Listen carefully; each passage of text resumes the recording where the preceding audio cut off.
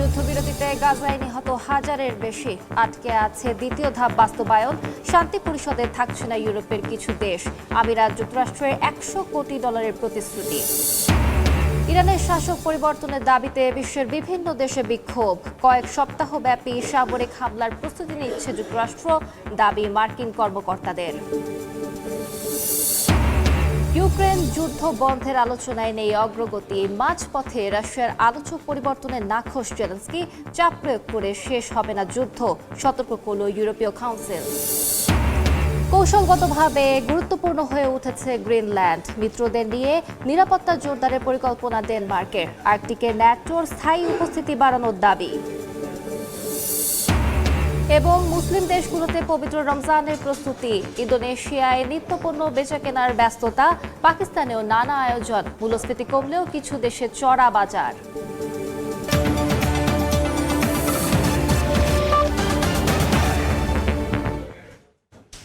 আন্তর্জাতিক সময়ের সঙ্গে আছি আমি আলিশা ইসলাম।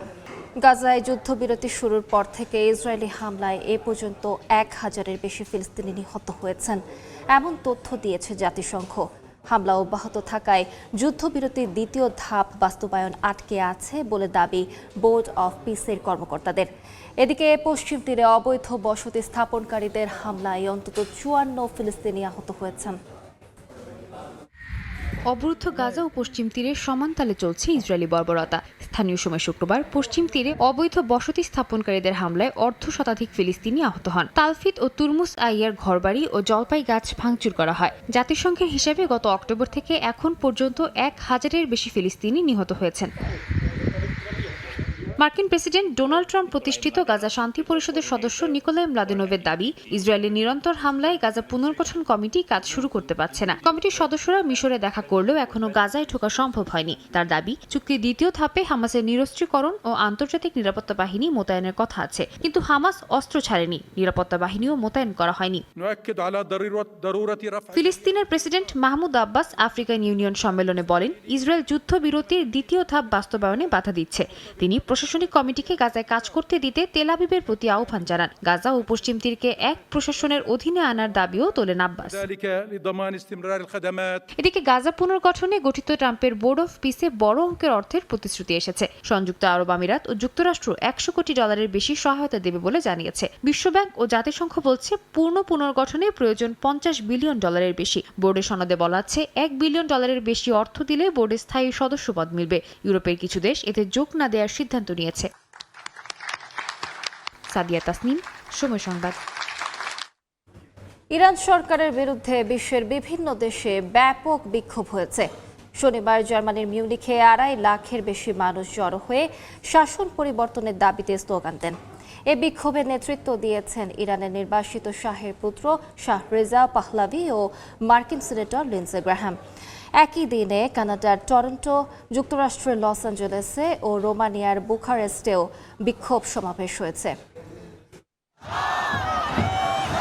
ইরানের সরকার বিরোধী স্লোগানে উত্তাল জার্মানির মিউনিখ শহর। শনিবার রাজপথে নেমে বিক্ষোভ করেন লাখ লাখ মানুষ। তাদের দাবি, ইরানের বর্তমান শাসকের পরিবর্তন। গ্লোবাল ডে অফ অ্যাকশন নামের বিক্ষোভ সমাবেশ থেকে মেক আমেরিকা গ্রেট এগেইনের মতোই make Iran great again slogan দেন অংশগ্রহণকারীরা। তারা খামেনি প্রশাসনকে সন্ত্রাসী হিসেবেও কটাক্ষ করেন। বর্তমানে ইরান ভয়াবহ পরিস্থিতির মধ্যে রয়েছে। কিছুদিন আগে আন্দোলনে 40,000-এর বেশি মানুষ মারা গেছেন। আমরা সবাই দেখতে পাই যে ইরানের রাষ্ট্র ক্ষমতায় যে সরকার আছে তারা সবাই সন্ত্রাসী। আমরা এই শাসন ব্যবস্থা আর চাই না, আমরা এই সব নেতৃত্ব আর চাই না। গ্লোবাল ডে অফ অ্যাকশন নামের এই আন্দোলনের সমর্থনে এগিয়ে আসেন ইরানের নির্বাসিত শাহের পুত্র শাহ রেজা পাহলভি। মার্কিন প্রেসিডেন্ট ডোনাল্ড ট্রাম্পের উদ্দেশ্যে পাহলভি বলেন, ইরানের জনগণ যুক্তরাষ্ট্রের সহায়তার অপেক্ষায় আছে। এ সময় সেখানে উপস্থিত ছিলেন মার্কিন সিনেটর লিন্ডসে গ্রাহাম। ইরানে আয়াতুল্লাহ খামেনির নয়, বরং জনগণের শাসন প্রয়োজন বলে মন্তব্য করেন তিনি। একই ইস্যুতে কানাডার শহর টরন্টোতে বিক্ষোভ হয়েছে। ইসলামী বিপ্লবের আগের ইরানের পতাকা হাতে বিক্ষোভে অংশ নেন স্থানীয় প্রবাসী ইরানি নাগরিকরা। সমাবেশে পাহলেভিকে ইরানের বিকল্প নেতা হিসেবে দাবি করা হয়। বর্তমান শাসন ব্যবস্থার পরিবর্তনই দেশের স্থিতিশীলতা ও বৈশ্বিক শান্তির জন্য প্রয়োজন বলে মন্তব্য করেন বিক্ষোভকারীরা। বিক্ষোভ হয়েছে যুক্তরাষ্ট্রের লস অ্যাঞ্জেলেসেও। মার্কিন প্রেসিডেন্ট ডোনাল্ড ট্রাম্পের প্রতি সহায়তার আহ্বান জানান তারা। ইরানে চলমান দমন পীড়নের তীব্র নিন্দা জানান আন্দোলনকারীরা। রোমানিয়ায় ইরানের সাধারণ মানুষের প্রতি সংহতি জানিয়ে সমাবেশ করেছেন প্রবাসী ইরানিরা। বুখারেস্টে দূতাবাসের সামনে জড়ো হয়ে আন্দোলনকারীরা জানান, ইরানের মানুষ যেন স্বাধীনভাবে বাঁচতে পারে এ প্রত্যাশাতেই তারা রাস্তায় নেমেছেন। মালিহা সুহরওয়ার্দী, সময় সংবাদ। ইরানে কয়েক সপ্তাহব্যাপী সামরিক হামলার প্রস্তুতি নিচ্ছে যুক্তরাষ্ট্র। প্রেসিডেন্ট ডোনাল্ড ট্রাম্প নির্দেশ দিলেই অভিযান শুরু হতে পারে এমন তথ্য দিয়েছে মার্কিন কর্মকর্তারা। মধ্যপ্রাচ্যে অতিরিক্ত বিমানবাহী রণতরী ও সেনা মোতায়েনের মধ্যে কূটনৈতিক আলোচনায় নতুন চাপ তৈরি হয়েছে। পরিস্থিতি আগের যে কোনো সংঘাতের চেয়ে গুরুতর রূপ নিতে পারে বলে আশঙ্কা অনেকের। বার্তা সংস্থা রয়টার্সকে দুই মার্কিন কর্মকর্তা জানিয়েছেন, দীর্ঘমেয়াদী সামরিক অভিযানের সম্ভাবনা মাথায় রেখে প্রস্তুতি নিচ্ছে পেন্টাগন। ট্রাম্পের নির্দেশ পেলেই হামলা শুরু হবে। ইতোমধ্যে মধ্যপ্রাচ্যে একটি বিমানবাহী রণতরীর নেতৃত্বে নৌবহর পাঠানো হয়েছে, সঙ্গে আরও একটি রণতরী, অতিরিক্ত সেনা, যুদ্ধবিমান ও গাইডেড মিসাইল ডেস্ট্রয়ার মোতায়েনের প্রক্রিয়া চলছে। গত সপ্তাহে ওমানের রাজধানী মাস্কটে যুক্তরাষ্ট্র ও ইরানের কূটনৈতিকদের বৈঠক হয়। তেহরানের পারমাণবিক কর্মসূচি নিয়ে আলোচনার পুনরুজ্জীবনের চেষ্টা চলছে। তবে বৈঠকের আগেই সামরিক শক্তি জড়ো করায় উত্তেজনা বেড়েছে। নর্থ ক্যারোলাইনায় সেনাদের উদ্দেশ্যে ট্রাম্প বলেন, ইরানের সঙ্গে চুক্তি কঠিন হয়ে পড়েছে এবং কখনো কখনো ভয় তৈরি করাই একমাত্র উপায়। গত বছরের মিডনাইট হ্যামার অভিযানে মার্কিন স্টেলথ বোমারু বিমান সরাসরি যুক্তরাষ্ট্র থেকে উড়ে ইরানের পারমাণবিক স্থাপনায় হামলা চালায়। জবাবে ইরান কাতারে একটি মার্কিন ঘাঁটিতে সীমিত পাল্টা হামলা করে। তবে এবার পরিকল্পিত অভিযান আগের চেয়ে অনেক বেশি জটিল হতে পারে এমন ইঙ্গিত দিয়েছেন কর্মকর্তারা। শুধু পারমাণবিক স্থাপনা নয়, রাষ্ট্রীয় ও নিরাপত্তা অবকাঠামোও লক্ষ্যবস্তু হতে পারে। ইরান হুঁশিয়ার করেছে, তাদের ভূখণ্ডে হামলা হলে মধ্যপ্রাচ্যে থাকা যে কোনো মার্কিন ঘাঁটি লক্ষ্যবস্তুতে পরিণত হবে। জর্ডান, কুয়েত, সৌদি আরব, কাতার, বাহরাইন, সংযুক্ত আরব আমিরাত ও তুরস্কে যুক্তরাষ্ট্রের সামরিক উপস্থিতি রয়েছে। ওয়াশিংটনে ট্রাম্পের সঙ্গে বৈঠকে ইসরায়েলের প্রধানমন্ত্রী বিনিয়ামিন নেতানিয়াহু বলেছেন, ইরানের সঙ্গে কোনো চুক্তিতে ইসরায়েলের নিরাপত্তা অগ্রাধিকার পেতে হবে। আর তেহরান বলছে, নিষেধাজ্ঞা প্রত্যাহারের শর্তে তারা পারমাণবিক কর্মসূচি সীমিত করতে প্রস্তুত। তবে ক্ষেপণাস্ত্র কর্মসূচি আলোচনার অংশ হবে না। বরকতুল্লাহ, সময় সংবাদ। আর্কটিক অঞ্চলে ন্যাটো স্থায়ী উপস্থিতির দাবি তুলেছে ডেনমার্ক। জার্মানির মিউনিখে ৬২তম নিরাপত্তা সম্মেলনে গ্রিনল্যান্ডের প্রধানমন্ত্রী বলেন, দ্বীপটি এখন কূটনৈতিক ও কৌশলগতভাবে গুরুত্বপূর্ণ হয়ে উঠছে। তাই মিত্র দেশগুলোর সঙ্গে মিলিত হয়ে নিরাপত্তা জোরদারের পরিকল্পনার কথা জানান তিনি। এদিকে গ্রিনল্যান্ড ইস্যুতে ইউরোপের সঙ্গে দর কষাকষি চলছে বলে জানিয়েছেন মার্কিন প্রেসিডেন্ট ডোনাল্ড ট্রাম্প। গ্রিনল্যান্ড ঘিরে টানাপোড়েন চলছে। অঞ্চলটিকে আয়ত্তে আনতে মরিয়া হয়ে ওঠেন মার্কিন প্রেসিডেন্ট ডোনাল্ড ট্রাম্প। এ অবস্থায় মিউনিখে ৬২তম নিরাপত্তা সম্মেলনে গ্রিনল্যান্ডের প্রধানমন্ত্রী জেন্স ফ্রেডেরিক নিয়েলসন বলেন, অনেক বছর ধরে গ্রিনল্যান্ড শান্ত ছিল, উত্তেজনা কম ছিল, কিন্তু এখন পরিস্থিতি বদলে গেছে। জলবায়ু পরিবর্তনে দ্রুত বরফ গলায় নতুন জাহাজ চলাচলের পথ খুলবে। বাণিজ্য ও সামরিক দিক থেকে গুরুত্বপূর্ণ হবে এই পথ। তাই এই আর্কটিক অঞ্চলটিতে নজরদারি, টহল ও প্রতিরক্ষা সক্ষমতা বাড়ানো জরুরি বলে উল্লেখ করেন তিনি। নিলসেন জানান, ন্যাটো মিত্রদের সঙ্গে দায়িত্ব ভাগ করে নিতে প্রস্তুত গ্রিনল্যান্ড। ট্রান্স আটলান্টিক সহযোগিতা ও আন্তর্জাতিক আইন তাদের মূল মূল্যবোধের অংশ। আর্কটিকের সামরিক মিশন ও আর্কটিক সেন্ট্রি কার্যক্রমকে তিনি গুরুত্বপূর্ণ বলে উল্লেখ করেন। নিরাপত্তা উদ্বেগে ব্যাকইয়ার্ড রক্ষায় আরও সক্রিয় হওয়ার পক্ষে তিনি। ডেনমার্কের প্রধানমন্ত্রী মেতে ফ্রেডেরিকসন বলেন, আর্কটিক নিরাপত্তায় ন্যাটো এখন কাঠামোগতভাবে কাজ শুরু করায় কোপেনহেগেন সন্তুষ্ট। বহু বছর ধরে স্থায়ী উপস্থিতির দাবি জানিয়ে আসছিল ডেনমার্ক। গ্রিনল্যান্ড ও আশপাশের এলাকায় ন্যাটোর স্থায়ী উপস্থিতি চান তারা।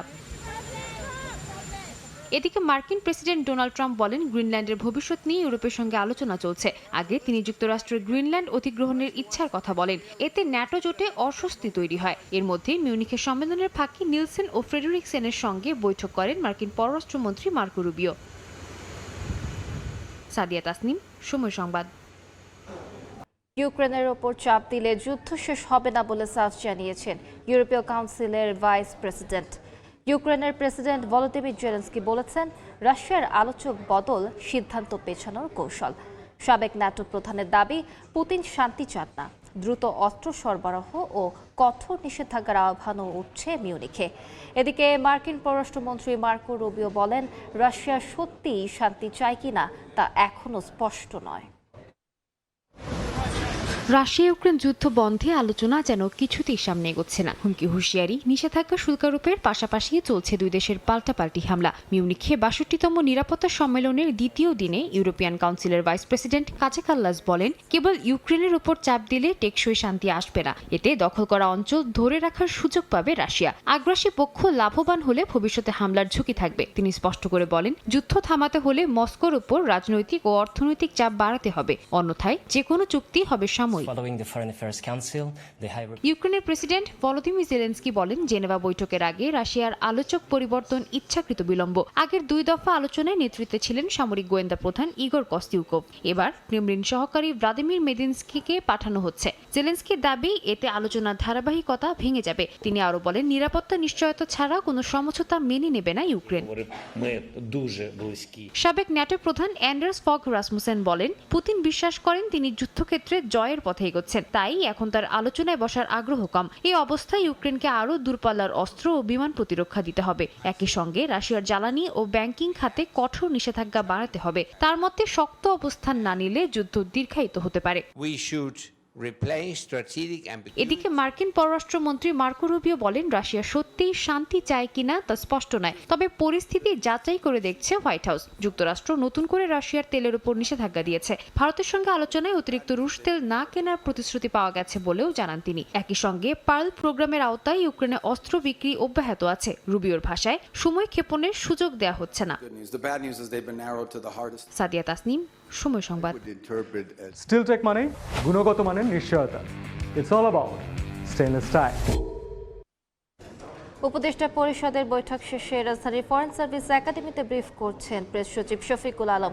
সরাসরি চলে যাচ্ছি সেখানে। মানে এর চেয়ে সুন্দর ইলেকশন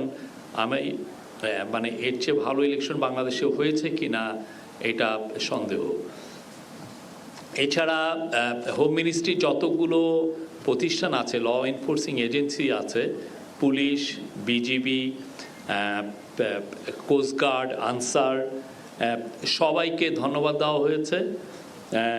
এবং মিলিটারিকে, আপনারা জানেন মিলিটারিরও খুব প্রশংসনীয়, মানে সশস্ত্র বাহিনী প্রশংসনীয়ভাবে তাদের দায়িত্ব পালন করেছে। আর ক্যাবিনেটে আজকে যেটা বলা হয় যে এই ইলেকশনটা অনেক দিক দিয়ে এটা খুবই অভূতপূর্ব সাফল্য অর্জন করেছে। একটা বড় বিষয় সবাই যেটা তুলে ধরেছেন যে এটা এমন একটা ইলেকশন হয়েছে যেখানে ফর দি ফার্স্ট টাইম আমরা একটা ভালো একটা অপোজিশনকে দেখতে পাবো। যেই অপোজিশনে থাকছে, আপনারা জানেন যারা গুম খুনের যারা শিকার হয়েছেন তারা থাকছেন, যারা জুলাই রেভলিউশনের সাথে সম্মুখ সারিয়ে ছিলেন তারা থাকছেন, এবং পুরো বাংলাদেশের সোসাইটিকে একটা ব্রড বেস একটা রিপ্রেজেন্টেশন হয়েছে। আর এই প্রথমবারের মতো আজকের ক্যাবিনেট মিটিংয়ে বলা হয় যে আপনারা জানেন যে আনফরচুনেটলি আমাদের আগের ইলেকশনগুলোতে মাইনরিটিদের উপর মানে পোস্ট ইলেকশন আমরা ভায়োলেন্সে তারা শিকার হতে দেখেছি। তো এখন পর্যন্ত আমরা এরকম কোনো এই প্রথম মাইনরিটি ভাই বোনরা আছেন তাদেরকে আমরা নাই যে তাদের কোনো বাড়ি ঘরে কোনো হামলা হয়েছে বা হয়েছে, এবং তারা অনেকেই ভোট কেন্দ্রে তারা ভোট প্রদান করেছেন। এই ক্যাবিনেট অবজার্ভ করে যে এই ইলেকশনের মাধ্যমে পুলিশ তার আত্মমর্যাদা ফিরে পেয়েছে। আপনারা জানেন পুলিশ জুলাই অগাস্টের 2024-এর তাদের রোলের কথা আমি আবার নতুন করে বলতে চাচ্ছি না, বাট পুলিশের অনেকে বলে যে পুলিশের কনফিডেন্স লো, পুলিশকে দিয়ে কি আদৌ আমরা একটা ভালো ইলেকশন দেখতে পাবো কি না, এই ধরনের আলাপটা ছিল। কিন্তু আপনারা দেখেছেন যে তারা যথেষ্ট ভালো রোল প্লে করেছে। এই ইলেকশনের মাধ্যমে প্রথমবারের মতো টেকনোলজি খুব বড় একটা ইউজ হয়েছে। বডি অন ক্যামেরা, মূলত চিফ অ্যাডভাইজার নিজে পুলিশ হেডকোয়ার্টারে বসে 1.5 ঘন্টার মতো উনি অবজার্ভ করেছেন, বিভিন্ন 13টি কেন্দ্রে উনি কথা বলেছেন। এটা 17টি, সরি। কারাগারে নির্যাতনের শিকার হয়ে পাকিস্তানের সাবেক প্রধানমন্ত্রী ইমরান খান ডান চোখের 85% দৃষ্টিশক্তি হারিয়ে ফেলেছেন। এ অবস্থায় পাকিস্তান তেহরিকে ইনসাফ পার্টির প্রতিষ্ঠাতা ইমরান খান তোষাখানা 2 মামলায় দেয়া সাজা স্থগিত এবং চিকিৎসা ও মানবিক কারণ দেখিয়ে জামিন চেয়ে ইসলামাবাদ হাইকোর্টে আবেদন করেছেন। তাকে হাসপাতালে নেওয়া এবং একটি মেডিকেল বোর্ড গঠনের সিদ্ধান্ত নিয়েছে সরকার। তবে পিটিআই এর দাবি, পরিবারের সদস্য ও ব্যক্তিগত চিকিৎসক উপস্থিত না থাকলে কোনো চিকিৎসা শুরু করা যাবে না। পবিত্র রমজান সামনে রেখে দেশে দেশে চলছে প্রস্তুতি। ধ্বংসস্তূপের মধ্যেই নিজেদের সাধ্যমতো পবিত্র মাহের রমজানের প্রস্তুতি নিচ্ছেন অসহায় গাজাবাসী। রোজা শুরুর আগেই প্রয়োজনীয় জিনিসপত্র কিনতে ব্যস্ত সময় পার করছেন ইন্দোনেশিয়ার সাধারণ মানুষ। ইসরায়েলি বর্বরতার মধ্যেই যুদ্ধবিধ্বস্ত গাজায় কড়া নাড়ছে পবিত্র রমজান মাস। ঘরবাড়ি হারিয়ে আশ্রয় কেন্দ্রে থাকা শিশুরা তাঁবু সাজাচ্ছে কোমল পানীয়র ক্যান থেকে। চারিদিকে সেনাদের নজিরবিহীন হামলার ধ্বংসস্তূপ, স্বজন হারানোর যন্ত্রণা, খাদ্যের তীব্র সংকট যখন নিত্যসঙ্গী, সে সময় নিঃস্ব মানুষগুলোর একমাত্র অবলম্বন মহান আল্লাহ তাআলার ইবাদত। জীবনের নিশ্চয়তা না থাকলেও সিয়াম সাধনার মধ্য দিয়ে মাসটি অতিবাহিত করার প্রত্যয় তাদের। গাজার বিভিন্ন জায়গায় নিত্যপণ্যের পসরা সাজিয়ে বসেছেন বিক্রেতারা। পবিত্র মাহে রমজান শুরুর আগেই নিজেদের সাধ্যের মধ্যে কেনাকাটা সারছেন ফিলিস্তিনিরা। বিশ্বের সবচেয়ে বড় মুসলিম দেশ ইন্দোনেশিয়া। পবিত্র মাহে রমজান সামনে রেখে দেশটিতে চলছে নানা প্রস্তুতি। রোজার মাসে প্রয়োজনীয় জিনিসপত্রের পসরা সাজিয়ে বসেছেন ব্যবসায়ীরা। সিয়াম সাধনার মাস শুরুর আগে কেনাকাটায় ব্যস্ত সাধারণ মানুষ। জাকার্তার কাঁচা বাজারগুলোতে ভিড় থাকলেও ক্রেতাদের ব্যাগে পণ্য উঠছে কম। মুদ্রাস্ফীতির চাপে মাংসের দোকানে বিক্রি নেমেছে অর্ধেকে। বিক্রেতাদের অভিযোগ, সরকারের ফ্রি মিল প্রোগ্রামের মতো উদ্যোগগুলোর কারণে বাজারে সরবরাহ কমছে, যার সরাসরি প্রভাব পড়েছে বেচাকেনায়। পাকিস্তানের চিত্র খুব একটা ভিন্ন নয়। করাচি থেকে ইসলামাবাদ, সবখানেই সাধারণ মানুষের চোখে মুখে উৎকণ্ঠা। মুদ্রাস্ফীতি কিছুটা কমলেও জ্বালানি ও বিদ্যুতের বাড়তি দাম সবজির বাজারকে করেছে অস্থির। খেজুরের মতো পণ্যের ট্যাক্স বেড়ে যাওয়ায় দিশেহারা হয়ে পড়েছেন ক্ষুদ্র ব্যবসায়ীরা। আর্থিক এই সংকট মোকাবিলায় পাকিস্তান সরকার ৩,৮০০ কোটি রুপির রমজান রিলিফ প্যাকেজ ঘোষণা করেছে। ফরহাদ চৌধুরী, সময় সংবাদ। দেখছেন আন্তর্জাতিক সময়। প্রায় ৬ লাখ অবৈধ অভিবাসীর বৈধতার দাবিতে বিক্ষোভ হয়েছে ইতালির রাজধানী রোমে। শুক্রবার শহরে বিশাল সমাবেশের আয়োজন করে একটি সামাজিক সংগঠন। ইতালি থেকে হাসান মাহমুদের তথ্যচিত্র রিপোর্ট। ইতালিতে অবৈধ অভিবাসীদের বৈধ করার আন্দোলন নতুন নয়। প্রায় ৩ দশক ধরে বাংলাদেশি সহ বিভিন্ন দেশের প্রবাসীরা রাজপথে নিজেদের অধিকারের দাবিতে সোচ্চার। এরই ধারাবাহিকতায় শুক্রবার রোমের পিয়াজ্জা ভিত্তোরিওতে বিক্ষোভ সমাবেশ করেন শত শত মানুষ।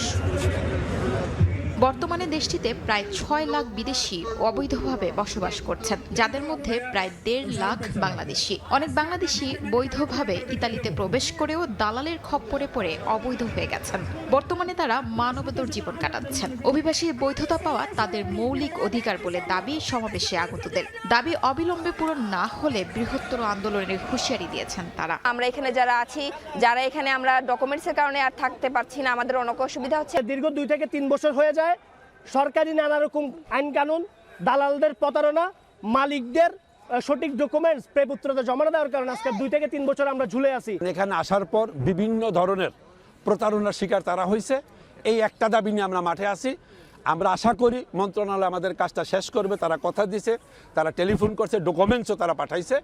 যদি না মানে তাহলে অবশ্যই আমরা আন্দোলন আরো বেগবান করব। এদিকে আন্দোলনকারীদের সঙ্গে আলোচনার মাধ্যমে ইতিবাচক সমাধান বের করতে চায় বলে জানিয়েছে ইতালির স্বরাষ্ট্র মন্ত্রণালয়।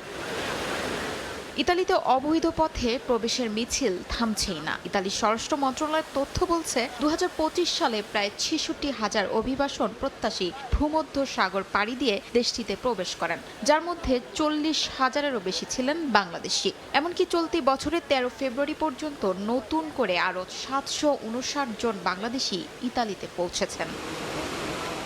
সময় সংবাদ, ইতালি। আন্তর্জাতিক সময়ের শীর্ষ সংবাদগুলো জানিয়ে দিচ্ছি আরেকবার।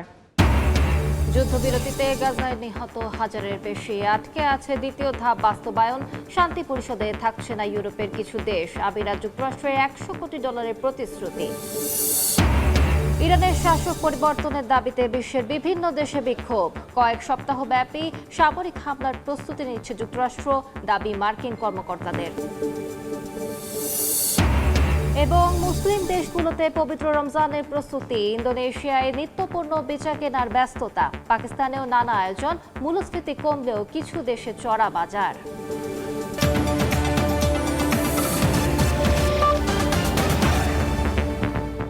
এই ছিল আন্তর্জাতিক সময়। এরপর বিকেল 5টার সময় সংবাদ নিয়ে আসছি কিছুক্ষণ পর। সঙ্গে থাকুন সময়ের।